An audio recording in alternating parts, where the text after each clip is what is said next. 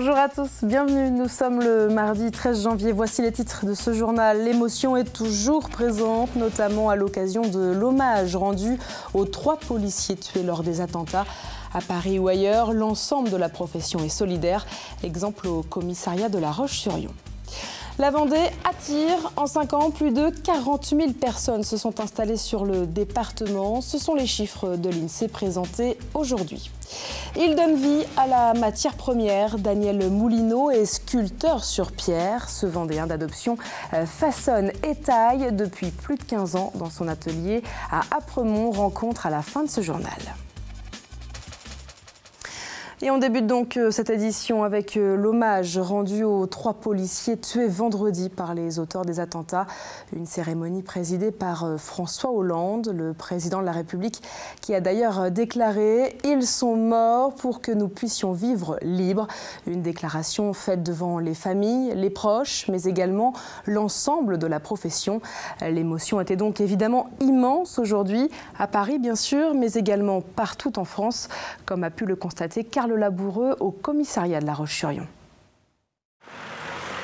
Hôtel de police de La Roche-sur-Yon, sur le bâtiment le drapeau est en berne, car ici comme ailleurs les quelques 230 policiers vendéens restent très marqués et rendent hommage notamment à leurs collègues disparus la semaine dernière. Ce mardi matin, ils ont ainsi organisé une petite cérémonie en parallèle à celle organisée à Paris, car l'émotion reste forte. On est tous policiers, donc à partir de là on est solidaires et on a un ressenti, je dirais, par rapport aux collègues qui touchent tout le monde.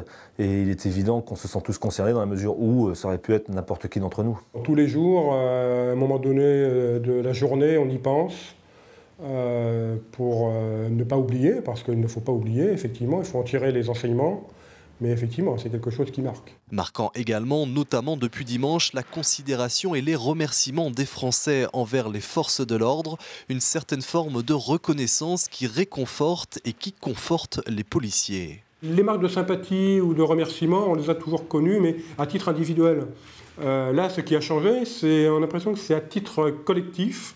C'est un pan de la population, voire toute la population. Des gens pour qui, effectivement, ce n'est pas forcément la police, pas leur tasse de thé, ils voient ça de loin, qui eux aussi ont contribué à nous remercier.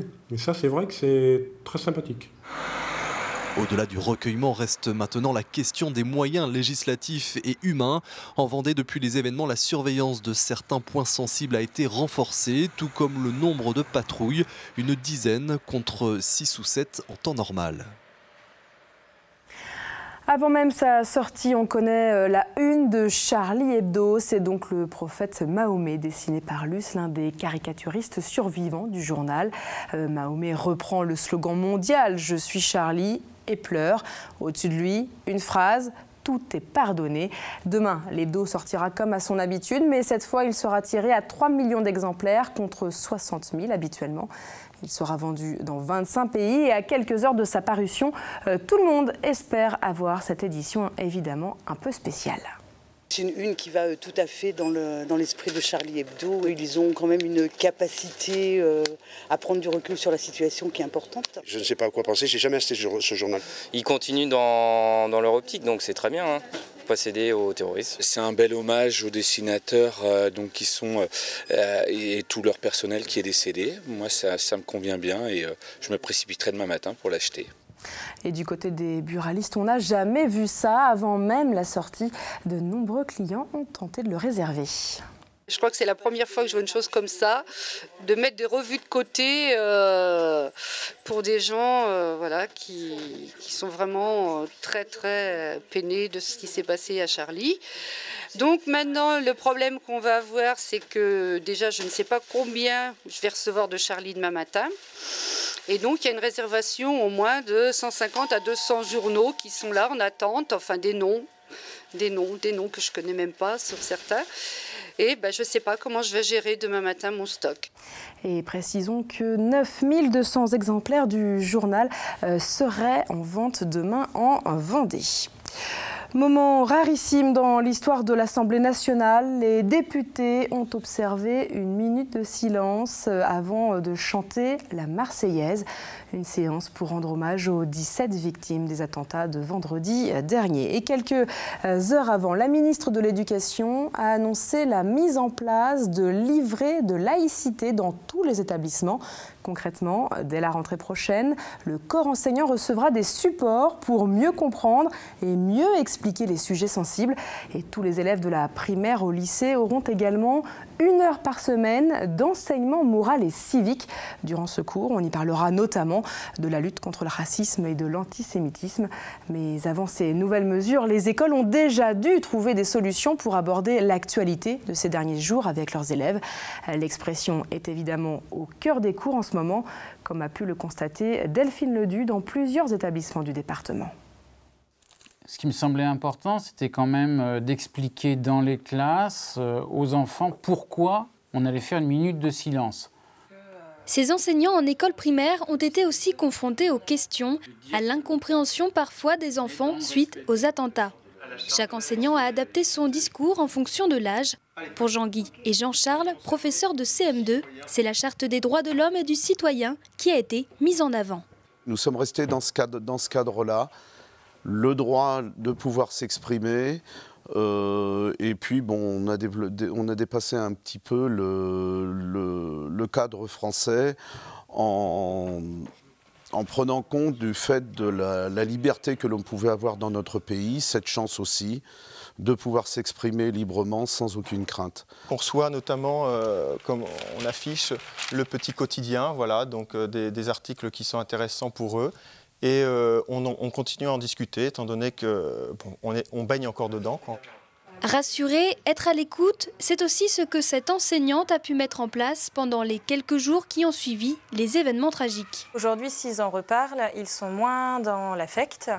Ils ont compris du coup ce qui s'était passé davantage, que c'est vrai que dès le premier jour, ils avaient vu tellement d'images, ils avaient beaucoup de mal à faire le tri dans les images qu'ils avaient vues. Et même quelque chose de tout bête, c'était Charlie, quelques-uns, pour eux, Charlie, c'était une personne. Donc il a fallu réexpliquer voilà, aussi ce que c'était qu'un journal. Prendre du temps pour accompagner les enfants, c'est ce que Valérie Lefauvre, directrice d'une école privée, a demandé à ses enseignants. L'axe principal que j'ai pu donner ce jour-là, parce qu'ils savent le faire et qu'ils ont toute ma confiance et que je leur ai réaffirmé toute ma confiance et mon soutien, c'est d'accompagner les enfants au nom de ces valeurs nommées, à accompagner les enfants à grandir en hommes libres, et particulièrement libres de penser et de s'exprimer. En complément à la discussion, ce directeur d'école, lui, a choisi d'utiliser le visuel pour expliquer. C'est un des dessins qu'ils ont retenu, oui. Parmi d'autres, hein, donc celui avec les tours jumelles. Et moi, j'ai préféré montrer des dessins parce que de toute façon, ils auraient eu automatiquement l'œil sur ces dessins, puisque à la télé, dans les journaux, sur Internet, ils en ont vu. Donc j'ai préféré leur expliquer un petit peu le symbole et parler aussi de ce qu'était un journal satirique. Je change aussi mon programme pour pouvoir parler des différentes religions, voir ce qu'il y a de semblable, ce qu'il y a de différent, mais pour parler que tout le monde va dans le même sens, c'est-à-dire on doit se respecter, s'aimer les uns les autres. Faire vivre et transmettre les valeurs et les principes de la République, c'est sur ce chemin-là que l'école va devoir poursuivre. Les écoles ont donc un rôle à jouer, mais qu'en est-il à la maison? Quelques jours après les attentats, comment aborder le sujet avec les plus jeunes? Le pédiatre Michel Jugereau, qui intervient souvent dans la grande émission, nous répond. Je crois que la période aiguë est passée, reste ce qui va, alors, cette espèce d'électrochoc, là, va falloir voir ce qui va en sortir. Et le rôle des parents va être important, parce que tout et rien va être dit, et des choses probablement qu'on n'aimerait pas voir dans les oreilles de nos enfants. Donc il va falloir être là. Mais c'est vrai depuis toujours, la télévision, ça se regarde ensemble. On ne laisse pas les enfants regarder n'importe quoi. Dans le reste de l'actualité, la Vendée attire les jeunes actifs et les jeunes seniors. C'est en tout cas ce qui ressort de l'étude de l'INSEE. Les chiffres ont été présentés ce mardi. Le point avec Pierre Dalicieux. Plus 1,3%, c'est la progression du nombre d'habitants de notre département chaque année, et ce depuis 2007. Un chiffre comme ça qui peut paraître faible, mais qui place la Vendée en tête des départements de notre région en termes d'attractivité. Depuis 5 ans, la Vendée a gagné 41 000 habitants et comptait au 1er janvier 2012 649 000 Vendéens. La particularité de la Vendée, c'est une croissance démographique très importante et une croissance démographique qui s'explique pour 80% par l'excédent des arrivants sur les partants. Donc un solde migratoire très important et une attractivité de la Vendée. Une attractivité que l'on explique en partie par une arrivée importante de jeunes retraités, notamment sur le littoral, mais pas uniquement. La Roche-sur-Yon, Chaland, les Herbiers, des villes synonymes de dynamisme économique sensible, notamment grâce à l'arrivée de jeunes actifs venus s'y installer. Il y a néanmoins une population plus jeune, notamment des familles avec enfants, d'actifs, qui viennent travailler dans des zones d'emploi comme La Roche-sur-Yon, Montaigu, les Herbiers. Des gens qui, au nord de la Vendée, peuvent travailler également dans le bassin d'emploi de Nantes. Et globalement, ce qu'on observe, c'est finalement un vieillissement du département, mais un dynamisme économique qui va perdurer. Autre enseignement concernant les familles, eh bien, les Pays de la Loire sont la 3e région comptant la plus forte proportion de familles nombreuses, avec 3 enfants ou plus. Environ une famille sur 4 de la région, et dans ce cas, la Vendée se situe dans cette moyenne régionale. Il y a des facteurs favorables, donc le taux de chômage dans la région qui est plus faible et le fait que beaucoup de femmes travaillent. C'est la région aussi qui a le taux d'activité des femmes le plus élevé. Et aussi, il y a aussi une structure d'accueil pour la petite enfance assez élevée. Donc c'est des facteurs attractifs pour avoir une famille et aussi une famille nombreuse dans les Pays de la Loire. Un dynamisme démographique qui se poursuit donc dans la région. Avec plus de 3 600 000 habitants, les Pays de la Loire se situent au 5e rang des régions de France métropolitaine. En bref, au chapitre politique, Jean-Marie Le Pen sera en Vendée samedi prochain. Le président d'honneur du Front National participera à un repas de militants à Aubigny. On prend des nouvelles de nos équipes vendéennes dans le Dakar. Hier, c'était jour de repos pour la catégorie auto. Nous en avons d'ailleurs profité pour joindre Éric Bernard et Alexandre Vigneault. Aujourd'hui, nous allons entendre Ronan Chabot. Il court avec Gilles Pillot sous les couleurs de PRB, l'entreprise vendéenne. Et depuis quelques jours, le binôme accueille un nouveau passager. Il s'agit de Vincent Rioux, le skipper qui navigue sous les couleurs également de PRB. Ronan Chabot revient donc sur son début de course qui lui permet avec son coéquipier d'être dans les 15 premiers. Nous entendrons également le skipper qui découvre là un tout autre terrain de jeu. Ils étaient en direct hier soir dans l'émission Sport 85 chrono. C'est une grosse première semaine de Dakar avec des nouveaux paysages, un nouveau pays. Sportivement, c'est un rythme endiablé qui ne s'est pas stabilisé depuis le début. On a 50 km de dunes où on est particulièrement rapide avec Gilles. Et puis après, on a des grosses parties cassantes, de montagne, de pêche-fèche pour finir par une partie rocailleuse. Bah, écoutez, depuis hier, j'ai un peu découvert la vie du Dakar, le bivouac, enfin toute l'ambiance, l'excitation qu'il y a autour de cet événement. Je crois que c'est vraiment une très belle aventure avec plein de gens passionnés comme moi de sport mécanique. Voilà, c'est un peu différent entre l'auto et le bateau, mais il y a plein de similitudes. On termine ce journal dans l'atelier d'un sculpteur de pierre. Daniel Moulineau est installé à Apremont depuis près de 15 ans. Ici, il taille, il façonne et donne vie à des blocs de matières premières. Rencontre signée Cyril Guillet.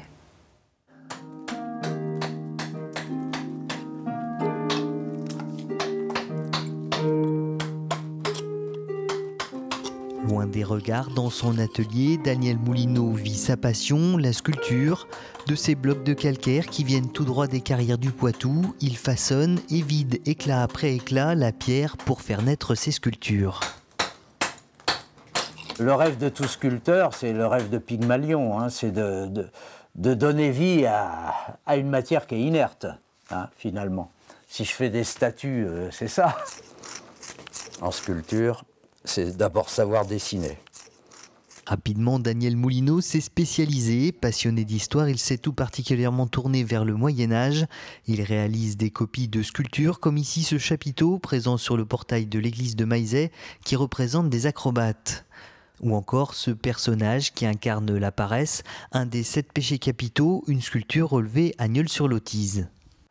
Il y a beaucoup de messages cachés dans l'art roman, et les sculpteurs romans ont reproduit de manière simplifiée les vices, les défauts ou les qualités des gens.